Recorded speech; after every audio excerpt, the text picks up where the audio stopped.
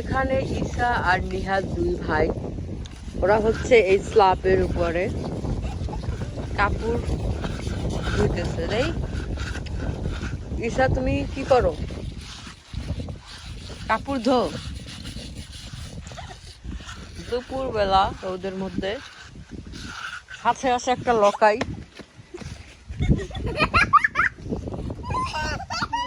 তারা কি খুশি, কি হাসি, এমন হাসি খুশি পরিবেশ দেখতে হলে চোখ রাখুন আমার চ্যানেলে। তোমরা এখানে গড়াগড়ি করছো কেন?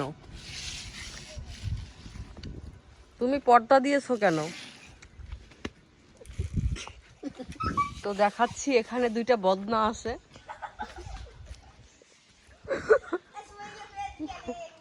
এই সামনে একটা রাস্তা দিয়ে যাচ্ছি, অনেক সুন্দর পরিবেশ।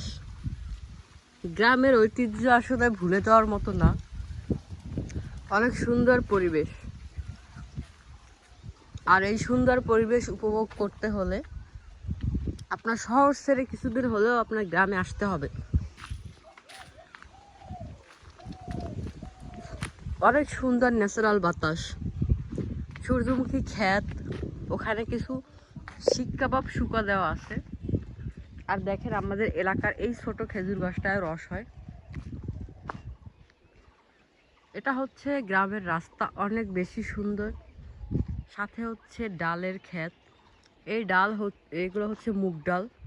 ওই যে ওপারে কিছু তাল গাছ দেখতে পাচ্ছেন, ওই তাল গাছগুলো হচ্ছে আমাদের। ওটা হচ্ছে একটা বনসাই। আবার ফিরে যাওয়া যাক আমাদের গন্তব্যে। এটা হচ্ছে বাঁশ গাছ। বাঁশ গাছটা আমি ছোটবেলায় যতটুকু দেখেছি এখনো তেমনই আছে। এই জিহাদ, এদিকে আসো। আবার চলে যাচ্ছি সেই পুকুর পাড়ে, কাঙ্ক্ষিত সেই পুকুর ঘাট। গ্রামের এমন দৃষ্টিনন্দন জীবনযাত্রা আপনাকে মুগ্ধ করবে। পুকুরের ঘাট হচ্ছে কাঠ দিয়ে বানানো। কিছু হাঁস দেখতে পাচ্ছি এখানে। এখানে আরেকটা লকাই আছে। ভালো আছো তুমি?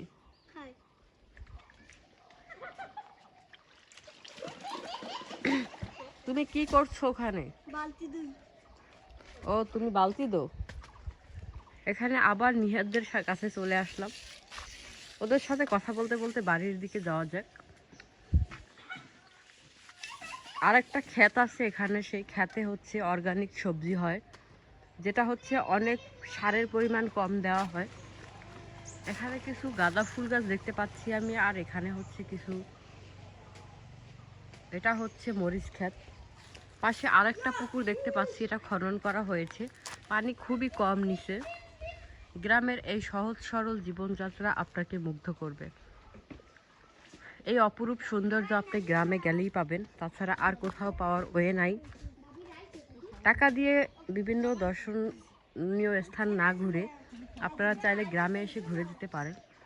এই যে দেখতে পাচ্ছেন, এখানে হচ্ছে অনেকগুলো ফলের গাছ, যেই ফল হচ্ছে আপনি বাসায় বসে বসে পেরে পেরে খেতে পারবেন, কিনতে হবে না। এদিকে হচ্ছে আমার আম্মা চলে যাচ্ছে নাতিকে নিয়ে। আম্মা কোথায় যাচ্ছেন? এখানে হচ্ছে আমার আম্মা আমার সাথে মনে হয় রাগ করেছে, কথা বলে না।